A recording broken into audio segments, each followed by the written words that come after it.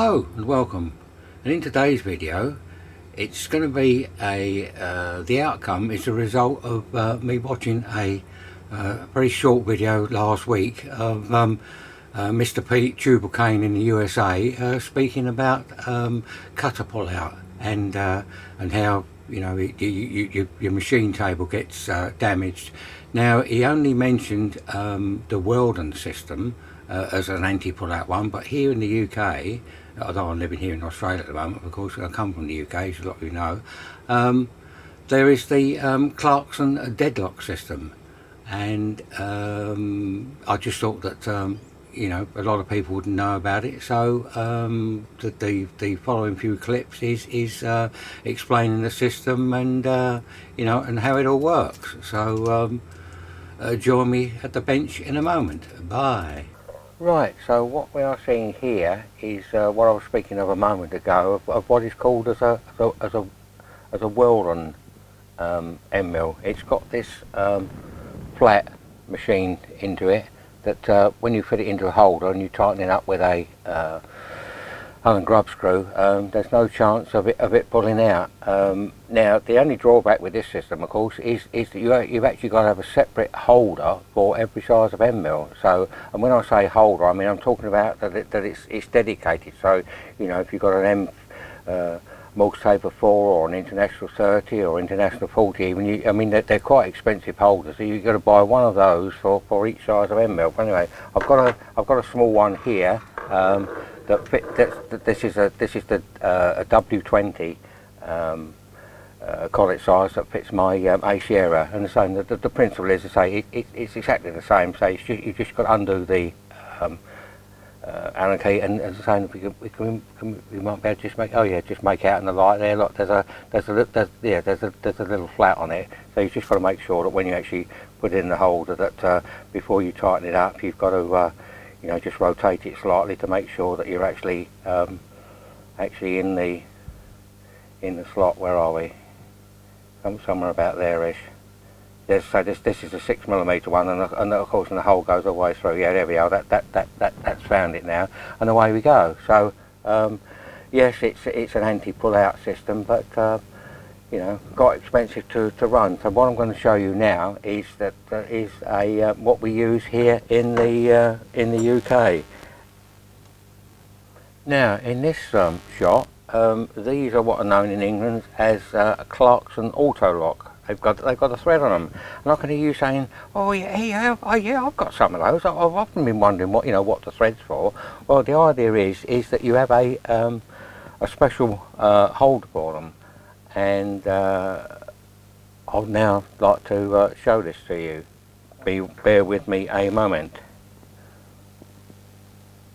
Now this is just a quick shot of the box showing you an illustration. I mean, this is I don't know what this is, International 30, International 40, but my machine it's a number 2 Morse Taper. Now I'll move that out of the way. Now the system consists of a set of collets. Where are we? Can I get you in view there? Yeah, set of collets that've got a flat on the back, and it then drives into the nut. And what you actually do is the end mill just screws in, because in the back of the end mill, I mean, not only for manufacturing purposes, they've got a centre in, for grinding it, but also this is the way that the Clarkson system works. So the idea is to say you've got the centre in here, and in the back of now, I don't know if we can actually make out in the gloom. Let's try shining a little torch down there. Don't know whether we can make that. Oh yes, see now in the bottom there is a 60-degree point. And the idea of the way this system works is that this holder fits in with this collet and tool fits inside there. Oh, in camera shot again. Sorry about that. Fits in there, and it's got a driving dog on it. And the idea is that you now just screw this into there.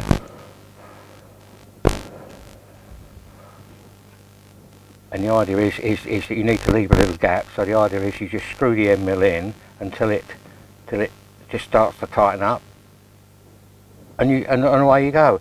Now the way this principle works is that they call it auto lock. This will never ever pull out, because should the end mill or other cutters come out, I mean it's not only just an end mill. I mean you know, there's form cutters, dovetail cutters, and all sorts as well.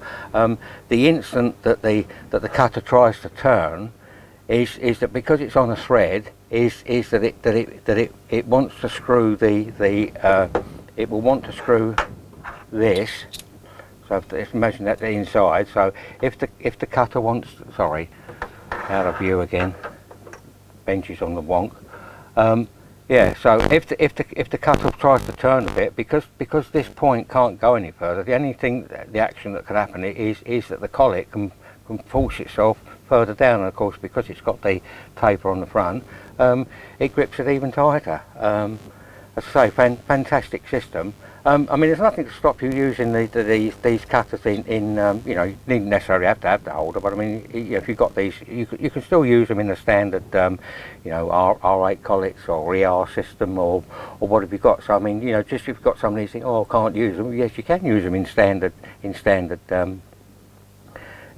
collets, as I say, but it's just that they invented, that Clarkson in England invented this system. As I say, they call it, it's deadlock, auto lock deadlock. You know, there's no chance that you know, this is going to pull out and damage your machine table. The worst that can happen is that if you crash it in reverse, all that's going to happen is that it's just going to slacken it off and it'll just spin. So as I say, if you've got this type of cutter, quite a few of them, I mean, have a look round for an auto lock. You know, this is the proper holder for it, available in English and metric collets, and depending on what type you get, they're available in the same sort of size Morse taper too. But these collets work slightly different. They've got two little lugs on the end, and when you look down inside the where I put the torch, look down inside there. There's two little drive dogs. So what actually happens is that these two little drive dogs, and you fit it in the sleeve, so that then drops down inside and locates. See, and it becomes flush again. So same principle. The screws on there like that. As I say, still Morse taper, but it's a different style, still made by Clarkson. So I just thought that I'd show you that, as I say, because Mr. Pete didn't mention them. You know, all he said was, you know, he showed about the standard collets and also the Weldon. But when I see the program, I thought, right, I'll mention the UK version. So I hope that's helped. I think we'll conclude this now, and that's it. Right, I'll catch you again in a moment. Bye.